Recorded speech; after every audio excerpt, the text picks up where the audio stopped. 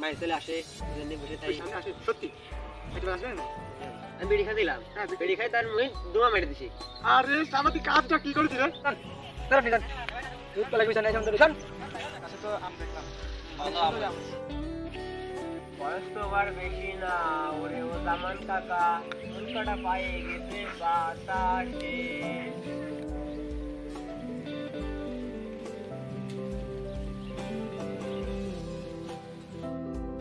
আরে বন্ধু বিরিয়ানি বসে গেছি তোরা আমি সারা খুঁজে বেড়াচ্ছি আমি তো সেই সকাল ধরে জায়গা বসে রয়েছি বয় বয় আচ্ছা বন্ধু তা তুই সকাল ধরে এসে বসে রয়েছিস কেন এ বাহ ভালো ভালো লাগতেছে না সামনে ওই যে মায়ের ছেলে আসে জন্য বসে তাই তুই সামনে আসে সত্যি এটা আসবে না বন্ধু ওই দেখ পাখিরা আসতেছে বন্ধু আসলেই তো পাখিরা আসতেছে এ নিয়ে আমার খানিকক্ষণ থাকা লাগবেই বন্ধু ওই যে দামান কাকু আছে না হ্যাঁ আছে তো তুই আবার ওর সাথে কি করছিস কাকু রাস্তায় তো যাচ্ছিল হ্যাঁ তারপরে তুই কি করছিস আমি বিড়ি খাই দিলাম হ্যাঁ তুই বিড়ি খাই তার মুই ধোঁয়া মেরে দিছি আরে সামাদি কাজটা কি করেছিস রে এটাও কাজ করে এরকম বন্ধু ওই কাকুর কাছে না বিশাল আম হয়েছে মনে কর যে একদম বইরে গেছে এবারে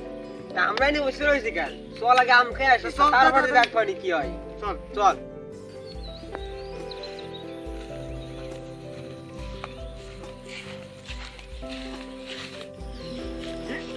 বন্ধু এই দেখিস তুই কি কইলাম এই পরিমাণে দেখ আম কি পরিমাণে আছে একটা আনিস তুই একদম তো মনে নেই আপনাদের ধরে এলেন তাই নিয়ে যাবানি কত বড় শের তবে এই তো এই তো এই তোমরা কি করতেছ নি আমার আম দিতে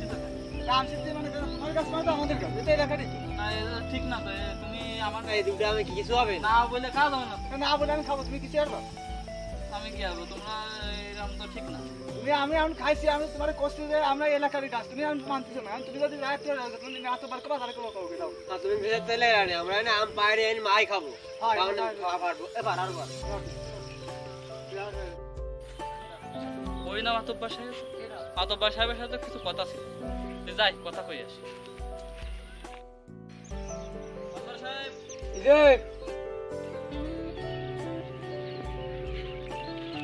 মাতব্বর সাহেব আপনার সাথে কিছু কথা ছিল বলেন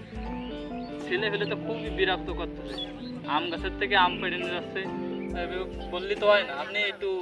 দেন বিচার করেন না করলে হবে না ধর ছেলেবেলে কোনো বিচার হবে না আপনি যান দাঁড়ান আপনি যান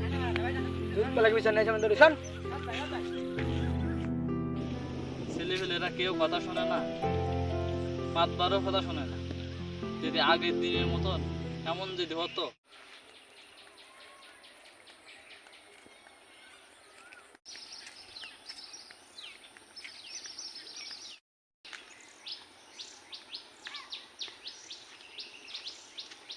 আসসালামু আলাইকুম ওয়ালাইকুম আসসালাম ভালো আছেন এই তো আলহামদুলিল্লাহ তুমি ভালো আছো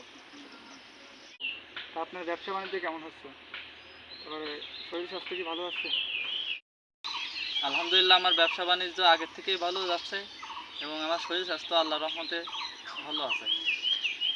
আলহামদুলিল্লাহ চাচা আমার লেখাপড়া আগের থেকে অনেকটা ভালো এগোচ্ছে আর আপনার গাছে তো আম দেখলাম অনেক ভালো আম সুন্দর আম হয়েছে। আছে হ্যাঁ তা ভাবতেছিলাম যে দেখি আমটা একটু খেয়ে দেখবো বাট অনুমতি ছাড়া তো কারো কাছে হাত দেওয়া উচিত না তাই চাচা আপনাকে খুঁজতেছিলাম আর পেয়েও গেছি আলহামদুলিল্লাহ এখন চাচা আপনি যদি অনুমতি দেন তাহলে আমি আম ছিঁড়বো বা ছিঁড়ে খাবো আচ্ছা তুমি খাবার সমস্যা নেই দু একটা খাবা ও অসুবিধা না তো বলিস এইটাই হলো ভালো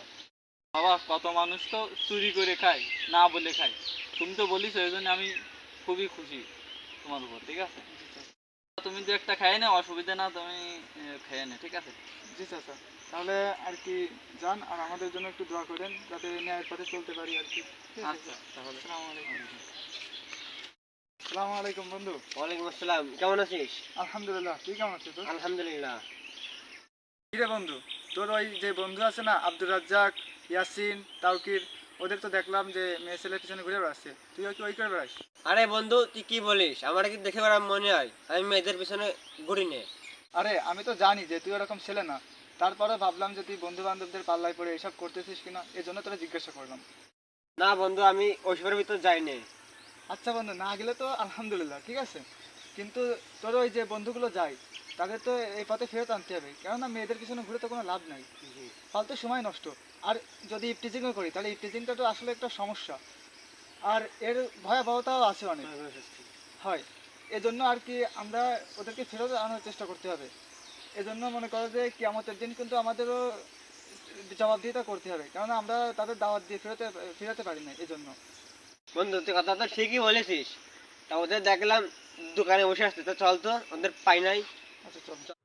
আমাদের ভিডিওটি ভালো লাগলে লাইক করুন, শেয়ার, সাবস্ক্রাইব করতে ভুলবেন না।